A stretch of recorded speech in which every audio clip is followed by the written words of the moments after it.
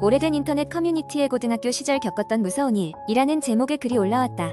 글쓴이는 오랫동안 마음속에 봉인했던 이야기를 풀어놓으려고 한다며 글을 시작했다. 제가 다니던 고등학교는 도시 외곽에 위치한 꽤 오래된 학교였습니다. 주변에는 수풀이 우거져 입고인 적이 드문 곳이라 평소에도 으스스한 분위기가 감돌았습니다. 그 중에서도 특히 4층 음악실은 학생들 사이에서 가장 많은 괴담이 떠도는 장소였습니다. 음악실은 학교 건물 1구석에 위치해 있었는데 사용하지 않는 오래된 피아노와 악기들이 방치되어 있는 곳이었습니다. 괴담에 따르면 음악실에서는 밤만 되면 알 수 없는 피아노 소리가 들린다고 했습니다. 학생들은 대부분 그 이야기를 믿지 않았지만 저는 조금 달랐습니다. 어느 날 밤 친구들과 함께 몰래 학교에 잠입해 그 소문의 진상을 확인해 보기로 했습니다. 그날 밤은 달이 밝아 은은한 빛이 학교 건물을 비추고 있었습니다. 우리는 손전등 하나를 들고 학교 담벼락을 넘어 몰래 들어갔습니다. 학교는 밤이 되니 낮과는 전혀 다른 모습이었습니다. 학교 건물의 복도를 지나칠 때마다 낡은 전등 유리가 바람에 삐걱거리는 소리를 냈고 우리는 저도 모르게 떨리는 손으로 손전등을 쥐고 있었습니다. 4층에 도착했을 때 우리는 상당히 긴장하고 있었습니다. 복도를 걸어가는데 갑자기 추운 바람 한 줄기가 지나갔고 저는 등골이 오싹해졌습니다. 음악실에 다다르자 문이 살짝 열려있는 것을 보고 우리는 서로 눈빛을 교환했습니다. 호기심은 두려움을 이겼고 우리는 조심스럽게 그 문을 밀고 들어갔습니다. 음악실 안은 생각보다 조용했고 한쪽 구석에는 낡은 피아노가 덩그러니 놓여 있었습니다. 우리는 손전등 불빛으로 피아노를 비추며 혹시 모를 소리의 근원을 찾아보았습니다. 그런데 그 순간 피아노 덮개가 갑자기 부들부들 떨리기 시작했습니다. 방 안 어딘가에서 바람이 불어오는지도 모르겠다는 생각을 하려던 찰나 피아노 건반이 한번 울렸습니다. 땡그랑 그 소리에 우리는 혼비백산하여 뒤로 물러났으나 이상하게도 피아노는 스스로 건반을 누르는 것처럼 규칙적인 멜로디를 연주하기 시작했습니다. 처음엔 어설프게 시작된 음들이 점점 선명하게 들리더니 이내 어디선가 익숙한 음악이 흘러나왔습니다. 그것은 우리가 예전에 합창시간에 연습했던 곡이었습니다. 저는 놀랐지만 이상하게도 그 멜로디가 점점 더 선명하고 정확해지자 정신을 차릴 수 없었습니다. 함께 있던 친구 중 한 명이 비명을 지르며 도망가기 시작했고 저도 그를 따라 빠져나가려는 순간 피아노 뚜껑이 휙 하고 닫히는 소리가 들렸습니다. 순간 피아노가 스스로 연주를 멈춘 듯 조용해졌고 방 안은 다시 정적에 휩싸였습니다. 우리는 정신없이 학교 밖으로 달려나왔고 그날 밤 이후로 누구도 4층 음악실에 대해서 다시 입에 올리지 않았습니다. 글 쓰는 동안에도 그날의 싸늘한 공기가 다시 느껴지는 것 같습니다. 지금도 그 피아노의 연주가 무엇이었는지 그리고 왜 그런 일이 일어났는지 알 수 없습니다.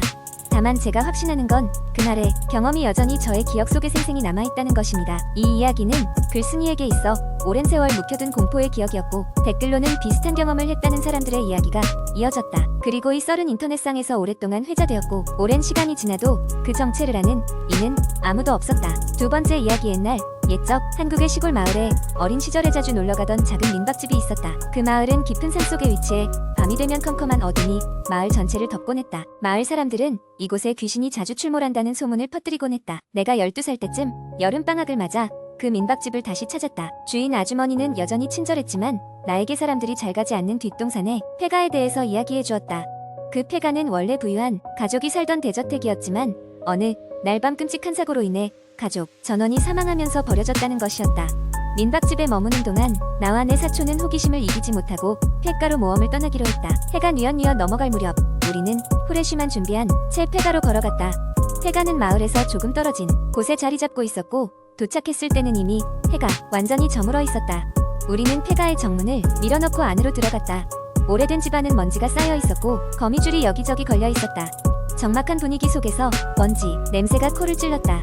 첫 번째 방에 들어서자마자 기이한 차가운 바람이 방 안을 스치고 지나갔다. 우리는 잠시 주춤했지만 결국 더 깊숙이 들어가기로 했다. 넓은 거실에는 낡아빠진 피아노가 덩그러니 놓여 있었고 그 위에는 오래된 가족 사진 몇 장이 놓여 있었다. 사진 속 얼굴들은 모두 웃으며 카메라를 바라보고 있었지만 이상하게도 한 명의 얼굴이 사진마다 찢겨져 있었다. 우리는 계단을 타고 2층으로 올라가기로 했다. 계단은 발걸음 하나하나마다 삐걱거렸고 그 소리마저 심장이 쿵쿵 뛰는 것처럼 우리를 겁먹게 만들었다. 2층 복도 끝 방의 문이 살짝 열려 있었고 우리는 그 방으로 발걸음을 옮겼다. 문을 밀고 들어가니 그곳은 어린아이의 방인 듯 장난감들이 이리저리 흩어져 있었다.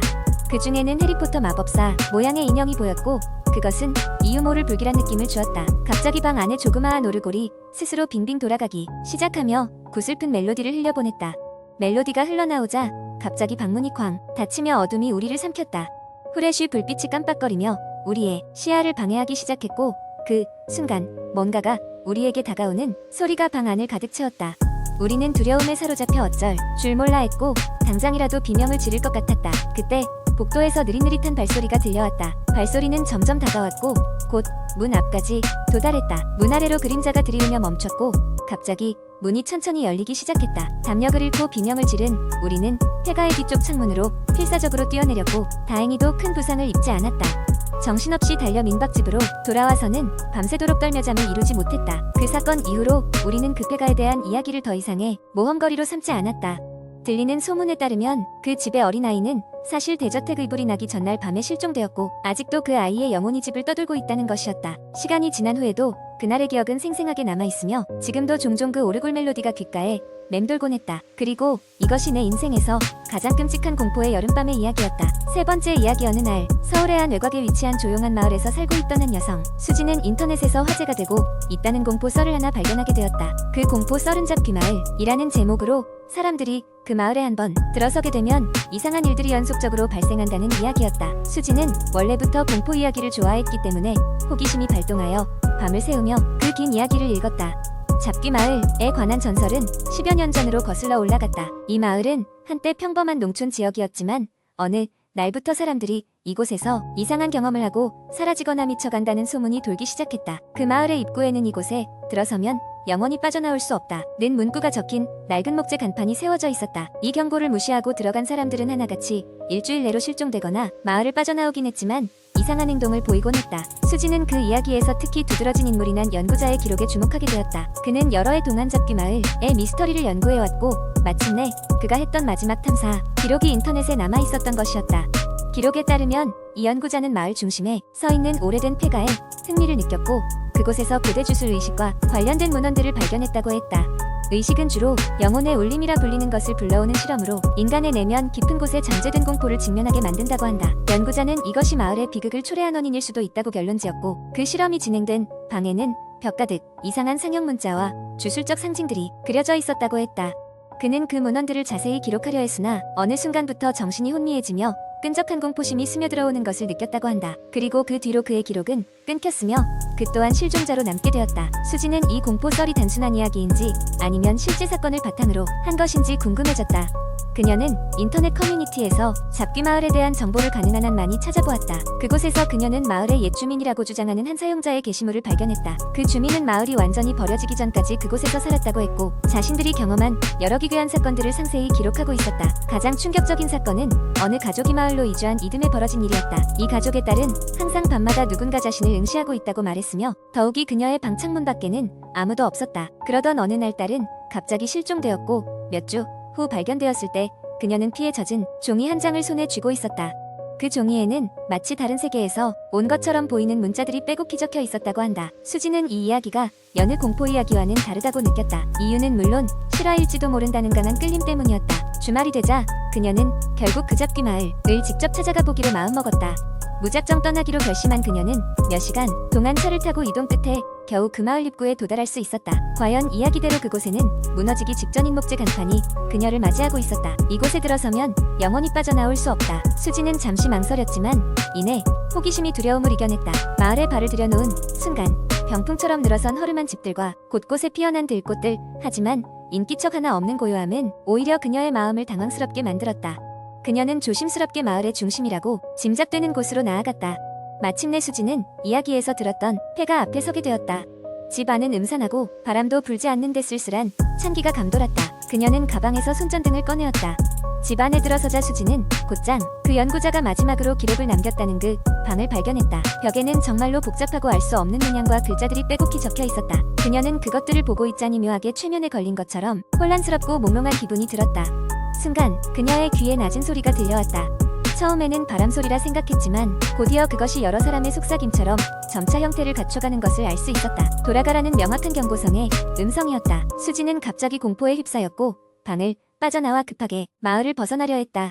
하지만 문을 나서려는 순간 갑작스러운 어둠에 휩싸여 서 있을 수조차 없었다. 눈을 떴을 때 그녀는 병원 침대에 누워 있었다. 수지는 혼란스러워하며 무슨 일이 있었냐고 물었고 그녀의 부모는 그녀를 걱정스러운 눈빛으로 바라보며 지나가던 여행자가 그녀를 정신을 잃고 길에 누워있는 것을 발견해 병원으로 데려왔다고 설명했다.